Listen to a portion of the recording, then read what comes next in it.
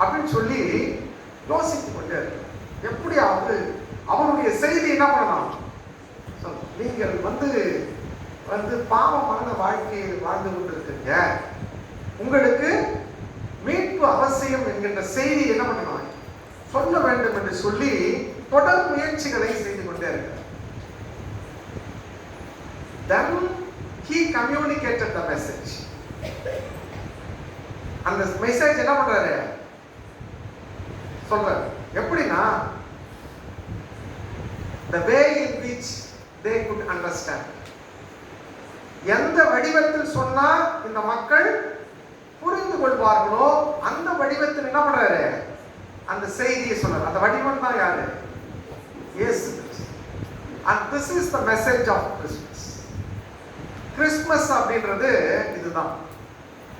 நீங்க கடவுளுடைய வார்த்தைகளை தொடர்ந்து அலட்சியப்படுத்தி கொண்டு வந்தாலும் கடவுள் அந்த முயற்சியை கைவிடாமல் அந்த செய்தி உங்களுக்கு சேர வேண்டும், அதை எந்த வடிவத்திலே உங்களிடத்தில் கொண்டு வந்து சேர்த்தால் அது சேரும் என்பதை என்ன பண்றாரு தெரிந்து கொண்டு அந்த வடிவத்திலே கொண்டு வந்து சேர்த்ததுதான் கிறிஸ்துமஸ். சரியா? கிறிஸ்துமஸ் காலத்துல பாத்தீங்கன்னா எங்க பார்த்தாலும் கிறிஸ்துமஸ்னாலே பாடல் தான். கிறிஸ்துமஸ்னாலே பாடல் தான். கடவுளை வந்து இப்படித்தான் துதிக்க வேண்டும் என்று சொல்லி என்ன பண்றான், நமக்கு இருக்கிற கொடுக்கப்பட்டிருக்கிற தாளந்துகள் எல்லாவற்றையும் பயன்படுத்தி கடவுளை என்ன பண்றான் மகிமைப்படுது. ஏன் இது பாடல் முதல் இடம் பிடித்தது அப்படின்னு பாத்தீங்கன்னாக்கா, கடவுளுடைய பிறப்பிலே 5 பாடல்கள் வந்து முக்கியமாகும். அதுல பாத்தீங்கன்னா 3 சோலோ சாங், 2 குரூப் சாங். இப்ப கூட சில சர்ச்சஸ்ல பார்க்கிறோம், இந்த கேரல் சர்வீஸ்ல குரூப் சாங் மட்டும்தான் இருக்கும். ஆனா இங்க பார்க்கும் பொழுது சோலோ சாங் இருந்துச்சு. சோலோ சாங்கும் இருந்துச்சு. ஒரு சமயத்துல ஒரு சர்ச்சுக்கு நான் போயிட்டு இருந்தேன். ஒரு சர்ச்சில் இந்த பாடல்கள் லிஸ்ட்டை எழுதியிருந்தாங்க. லிஸ்ட்டை எழுதி சோலோ சாங் அப்படின்னு போட்டு பேர் போட்டுருந்தாங்க. அதை நடத்துகிறவர்கள் வந்து என்ன எப்படி படிச்சாருன்னா, அவர் பேரை சொல்லி சோலோ என்கின்ற சாங் பாடலை பாடுவார்கள் அப்படின்னு சொல்லி போட்டிருக்கு. மரியாளின் கீதம், சகரியாவின் கீதம் என்று சொல்லி தனி பாடல்களும், தூதர்களின் பாடல், மேய்ப்பர்களின் பாடல் என்று அந்த குழு பாடல்களும் that set the stage for Christmas. அதுதான் கிறிஸ்துமஸ். இந்த மகிழ்விற்கான என்ன பண்ணுது, அந்த மேடையை அமைத்து கொடுக்குது. அதனாலதான் நம்ம என்ன பண்றோம், ஏன்னா கிறிஸ்துவினுடைய பிறப்பு பாடல்களின் மூலமாக தான் என்ன பண்ணுது ஆரம்பிக்கிறது. ஆகவேதான் பல்வேறு காலகட்டங்களில நம்ம எல்லாரும் என்ன பண்றோம், அதற்காக கிறிஸ்துமஸ் காலங்களில் புதிய பாடல்களை இயற்றுகின்றோம், இசையமைக்கின்றோம், பாடுகின்றோம். ஆண்டவருடைய பிறப்பின் நற்செய்தி என்ன பண்றோம் பல்வேறு இடங்களிலே அறிவிக்கின்றோம். அப்ப பாடல் என்பது கிறிஸ்துவினுடைய பிறப்பிலே ஒரு மிக முக்கிய இடத்தை பிடிக்கும். அப்படிப்பட்ட மகிழ்ச்சியா இருக்கும் பொழுது, மகிழ்ச்சியா இருக்கும் பொழுது சங்கீதம் பாடக்கடவன் அப்படின்னு. அவன் மகிழ்ச்சியா இருந்தா மட்டும் இல்ல, கஷ்டப்பட்டாலும் துன்பங்களின் வழியாக இருந்தாலும் என்ன பண்ணலாம். 137வது சங்கீதத்தை நம்ம படிச்சு பார்த்தோம்னா அதுதான் என்னது, இந்த by the rivers of Babylon அப்படின்னு சொல்லிட்டு போனியம் கேசட் வந்திருக்கு. போனியம்ன்ற அதுல இந்த மக்கள் அந்த பாபிலோன்ல சிறையிறப்பில் இருக்கும் பொழுது அங்க இருக்கிற மக்களை இவங்க என்ன பண்றாங்க, அந்த இசைக்கருவியை சொல்லிப்பாங்க. 137 சங்கீதம் நாங்கள்லாம் அழகு செடிகள் என்ன பண்ணிட்டோம், அந்த கிண்ணறங்களை தூக்கி வச்சுட்டோம். ஆனால் சீயோனின் கீதங்களை நீங்கள் பாடுங்க அப்படின்னு சொல்லி எங்களிடத்தை வற்புறுத்துவாங்க அப்படின்னு சொல்லி பாருங்க. அதைத்தான் இந்த 137 ஒருவன் இந்த மாதிரி சவுலுக்கு அப்பப்போ அசுத்தாவி பிடிக்கின்ற பொழுதெல்லாம் தாவீது என்ன பண்ணுவாரு, யாழ் இசைத்து அசுத்தாவி என்ன பண்ணுவாரு, தீர்க்க தரிசனம் உரைப்பதற்கு முன்பதாய் மேலதாளங்களையும் நாதஸ்வரங்களையும் என்ன பண்ணுவாங்க வாசித்து தீர்க்க தரிசனம் உரைப்பாங்க. எடுப்பார்கள் என்று சொல்லி பார்த்தோம். எரிகோவின் மதில் கூட என்ன பண்ணப்பட்டது? பாடலின் மூலமாக தான் தகர்க்கப்பட்டது. அப்ப பாடல் என்பது கிறிஸ்தவ வெற்றி வாழ்க்கையில ஒரு மிக முக்கிய அடையாளமாக என்ன பண்ணுது இருக்கிறது என்று சொல்லி பார்ப்போம். ஆவியோடு பாடுவேன், கருத்தோடு பாடுவேன். சங்கீதம் சொல்லுது, என்ன சொல்லுங்க? கர்த்தருக்கு புது பாட்டை பாடு, புது பாட்டு. இந்த வருஷம் கேரளுக்கு சில பாட்டுகளை ஏற்றி பாடுவோம், அடுத்த கேரளுக்கு சில புதிய பாடல்களை பாடுவோம். இதனால் புதிய நன்மைகள், புதிய ஆசீர்வாதங்களை ஆண்டவரிடத்திலிருந்து தொடர்ந்து நம்ம பெற்றுக் கொண்டிருப்பதனால கர்த்தருக்கு என்ன பண்ணலாம்? புதிய பாடல்களை பாட வேண்டும் என்று சொல்லி என்ன பண்ணலாம்? நாம விரும்புகிறோம் என்று சொல்லிப்பாங்க. இவளை இந்த நாளுடைய ஒரே வசனத்தை மாத்திரம் சொல்லி செய்தியை முடிக்க விரும்புகிறேன். ஏனென்றால் இன்னைக்கு வந்து சென்டர் ஆஃப் அட்ராக்ஷன் அப்படின்னாக்கா பாடல் தான். நிறைய பேர் பாடணும், பாடி ஆண்டவரை மகிமைப்படுத்த வேண்டும் என்று சொல்லுவாங்க. அதுக்கு நடுவில் தான் இந்த செய்தி. ஆகவே ஒரே வசனத்தை மாத்திரம் படித்து செய்தியை நிறைவு செய்ய விரும்புகிறேன். 2 நாளாகவும் 20ஆம் அதிகாரம் 21ஆம் வசனம். 2 நாளாகவும் 20-21. பின்பு அவன் ஜனத்தோட ஆலோசனை பண்ணி பரிசுத்தம் உள்ள மகத்துவத்தை துதிக்கவும் ஆயுதம் அணிந்தவர்களுக்கு முன்னாக நடந்து போய் கர்த்தரை துதியுங்கள், அவர் கிருபை என்றும் உள்ளது என்று கர்த்தரை பாடவும் பாடகரை நிறுத்தினார் என்று சொல்லுவாங்க. இந்த கதை எல்லாருக்குமே ரொம்ப பரிச்சயம். இந்த யோசபாத் என்கின்ற இந்த பாடல். And he was a godly king.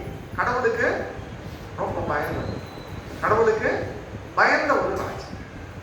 இந்த ராஜா கடவுளுக்கு பயந்து நடக்கும் பொழுது திடீர்னு இந்த ராஜாவுக்கு எதிராக 3 நாட்டினுடைய ராஜாக்கள் என்ன பண்றாங்க? படையெடுத்து வரும் பொழுது இந்த ராஜாக்கு என்ன பண்றது? நம்ம தனியாளா இருக்கணும், 3 பேர் என்ன பண்றாங்க? நமக்கு எதிராக வராங்களே, நம்ம என்ன பண்ணுவது அப்படின்னு சொல்லி பயந்து கொண்டு இருக்கின்ற வேலையிலே இகாசியல் என்கின்ற ஒரு தீர்க்கதரிசி அது மூலமாக அவருக்கு ஒரு வெளிப்பாடுகள். அப்புறம் அந்த 12ஆம் வசனத்துல சொல்லுது, 20:12, எங்கள் தேவனே, அவர்களை நீர் நியாயம் தீர்க்க மாட்டீர். எங்களுக்கு விரோதமாக வந்த இந்த ஏராளமான கூட்டத்திற்கு முன்பாக நிற்க எங்களுக்கு பலன் இல்லை. நாங்கள் செய்ய வேண்டியது இன்னதென்று எங்களுக்கு தெரியவில்லை. ஆகையால் எங்கள் கண்கள் உம்மை நோக்கி கொண்டிருக்கிறது. இந்த மக்களை பார்க்கும் பொழுது அங்க இருக்கிற மக்கள் என்ன சொன்னாங்க? எங்களுக்கு என்ன செய்யறதுக்கு என்ன பண்ணல தெரியல, எங்களுக்கு பலனும் இல்லை, நாங்கள் என்ன செய்ய வேண்டும் என்பதற்காக நான் உம்மை நோக்கி என்ன பண்றேன்? பார்த்து கொண்டிருக்கிறேன் அப்படின்னு சொல்லி கடவுளிடத்துல விண்ணப்பம் பண்றாரு. கடவுள் அப்போ வெளிப்பாட்டை என்ன சொல்றாரு? இந்த யுத்தம் உங்களுடையது அல்ல, God will fight for you. கடவுள் உங்களுக்காக என்ன பண்ணுவாரு? யுத்தம் செய்வாரு. நீ என்ன பண்ண? வீரர்களுக்கு முன்பாக யாரை நிறுத்தணும்? வீரர்களுக்கு முன்பாக பாடகர் குழுவை நீங்க, வீரர்களுக்கு முன்பாக பாடகர் குழுவை நிறுத்தணும். அவங்க சொல்ல வேண்டியது என்ன தெரியுங்களா? கர்த்தர் நல்லவர், அவர் கிருபை என்றும் உள்ளது என்பதை மட்டும்தான் நாங்க என்ன பண்ணணும்? பாடணும் அப்படின்னு சொல்லி கடவுளுடைய வெளிப்பாடு தீர்க்கதரிசியின் மூலமாக அந்த ராஜாவுக்கு சொல்லணும். உடனே ராஜா என்ன பண்றாரு? பாடகர் குழுவை அந்த போர்ச்சேவர்களுக்கு முன்பாக நிறுத்தி தாமதிக்காமல் என்ன பண்றாரு? நாட்டின் மீது படையெடுத்துச்சு, பரவலை எதிர்த்து போராடு அப்படின்னு சொல்றோம். உடனே பாடகர் குழு பாட ஆரம்பிக்கிறது. இந்த போர்ஸ் என்ன பண்ணுது? கொஞ்சம் முன்னாடி மூவ் பண்ணுற பொழுது என்ன நடந்துச்சு தெரியுங்களா? அந்த 3 பேரும் இவர்களுக்கு எதிராக போர் தொடுத்து வந்தாங்கல்ல, அவங்க ஒருத்தவங்களை அடிச்சுட்டு என்ன பண்ணிட்டாங்க? அவங்களாகவே கீழே விழுந்தார்கள் என்று சொல்லி வாழ்க்கையில நம்ம நிறைய சமயங்களில நான் என்ன செய்யணும், என்ன செய்யணும் எனக்கு தெரியல, எனக்கு இதை செய்வதற்கான பலன் இல்லையே அப்படின்னு சொல்லி நீங்க ஆண்டவரை நோக்கி பார்க்கின்ற பொழுதெல்லாம் சொல்றாரு, why you sing, நீங்கள் ஆண்டவரை துதித்து பாடும் பொழுதெல்லாம் God will change the circumstances. பாத்தீங்களா? நம்முடைய சூழல்கள் எல்லாவற்றையும் என்ன பண்ணுவாரு? மாற்றி. God will change the circumstances. 3 ராஜாக்களை எப்படி எதிர்க்க முடியும் என்று சொல்லி எங்களுக்கு பலன் இல்லையே என்று சொன்ன இந்த கூட்டமும் ராஜாவும் கடவுளை துதித்து பாடும் பொழுது கடவுள் எல்லா சூழலையும் என்ன பண்றாரு? மாற்றி போடுகிறார் என்று சொல்லி. இரண்டாவது ஆபகு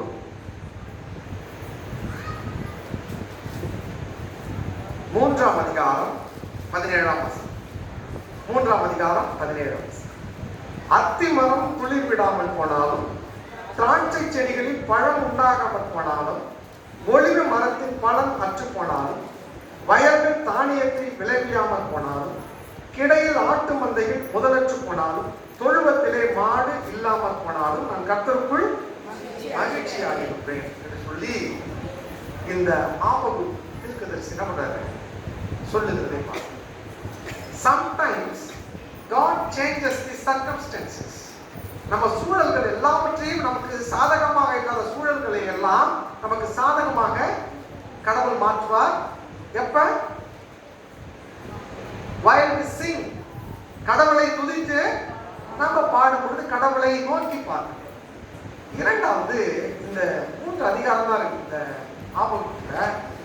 நீங்க 3 அதிகாரத்தை படித்து பார்த்தீங்கன்னாக்கா, முதல் அதிகாரத்துல அந்த தீர்க்கதரிசி என்ன சொல்லியிருப்பார் தெரியுங்களா? கடவுளோடு என்ன பண்ணுவாரு? தர்க்கம் பண்ணுவார். why do you let us suffer? சாமி எங்களுக்கு ஏன் இவ்வளவு கஷ்டப்படுத்துறீங்க? இவ்வளவு கஷ்டம், நான் இவ்வளவு கஷ்டப்படுறேனே, எங்களை இவ்வளவு கஷ்டப்பட விட்டுட்டீங்களே அப்படின்னு சொல்லி கடவுளோடு என்ன பண்ணுவாங்க?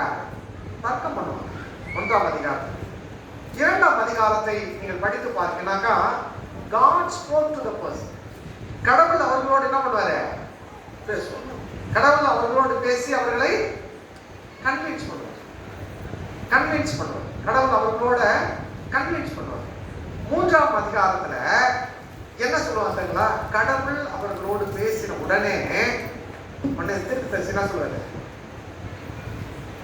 அத்திமரம் துளிர் விடாமல் போனாலும், திராட்சை செடிகள் பலனற்று போனாலும், கிடையில் ஆட்டு மந்தைகள் கர்த்தருக்குள் மகிழ்ச்சியாய் நான் மகிழ்ச்சியா பாட்டு பாடுவேன். முதல் அதிகாரத்துல கடவுளோட தர்க்கம் பண்ற மக்கள் 2ஆம் அதிகாரத்துல கடவுள் அவர்களோடு பேசும் பொழுது 3ஆம் அதிகாரத்துல they convinced. அவர்கள் என்ன பண்றாங்க? இந்த ஒருவேளை சூழல்கள் சாதகமாக இல்லை என்றாலும் கடவுள் ஏதோ ஒரு நன்மைக்காக என்ன பண்றாரு? இதை எனக்கு ஏற்படுத்தி இருக்கிறார் அப்படின்னு சொல்லி அவன் மனதை மக்கள் மாற்றிக்கொண்டு கடவுளை துதித்து பாடுறாங்க அப்படின்னு சொன்னாங்க. முதல்ல பார்க்கும் பொழுது God will change the circumstances. இரண்டாவதுல நம்ம பார்க்கும் பொழுது God will change our mindset. முதல்ல சூழலை மாத்து போடுறாரு. இரண்டாவது இடத்துல என்ன பண்றாரு? சூழலை மாத்துறாரு. என்ன மாத்துறாரு? நம்முடைய மனநிலையை மாற்றி. எப்ப? while we sing. கடவுளை நம்ம துதித்து பாடும் பொழுது, கடவுளை நோக்கி பார்க்கும் பொழுது நம்முடைய மனநிலையை கடவுள் என்ன பண்றாரு? மாற்றி கொடுக்கிறார். சில சமயங்களில நாம எதிர்பார்க்கிற காரியங்கள் கடவுள் நினைக்கிற மாதிரி நடக்கும். நமக்கு எதிராக வருகிற எல்லா விஷயங்களையும் மாறி கடவுள் மாற்றி போடுவார். சில சமயங்களில மாற்றி போடாமல் இருப்பார். அப்ப நம்ம மைண்ட் செட் நம்ம என்ன பண்ணணும்? மாற்றிக்கணும். இதுவும் நன்மைக்கு அப்படின்னு சொல்லி என்ன பண்ணணும்? அந்த மனநிலைக்கு நம்ம. ஆகவே ஒருவேளை இந்த இப்ப நேத்து முந்தா என்னடா சினிமா பேசுறது, அவதார் 3 ஒரு படம், அவதார் 3 ரிலீஸ் ஆச்சு. அவதார் 3 ரிலீஸ் ஆச்சு. ஜேம்ஸ் கேமரூன் அப்படின்ற ஒரு டைரக்டர். அவன் அந்த டைட்டானிக்லாம் எடுத்தார். அவர் என்ன செய்தி அந்த இடத்துல சொல்றாங்க அந்த படத்துல, அது அப்படியே அதனுடைய அந்த கான்செப்டே என்னன்னா பைபிள் தான். இயேசு கிறிஸ்துவுடைய வாழ்க்கை தான். என்னன்னா ஒரு வேற்று கிரகத்துல எல்லாமே அலங்கோலமாக இருக்கு. அப்ப இன்னொரு கிரகத்துல இருந்து ஒரு மனிதன் என்ன பண்றாரு, அந்த கிரகத்துக்கு போய் சீர்கெட்டவைகள் எல்லாவற்றையும் என்ன பண்றாரு, சீர் செய்யும். அதான் அவதாரம். அவதாரம் அப்ப சீர்கெட்டு இருக்கிற மானுடத்தை சீர் செய்வதற்காக வந்தவர் தான் யாரு, இயேசு கிறிஸ்து. ஆகவே அவரை பாடணும், கொண்டாடணும், மற்ற மக்களுக்கு அறிவிக்கணும்.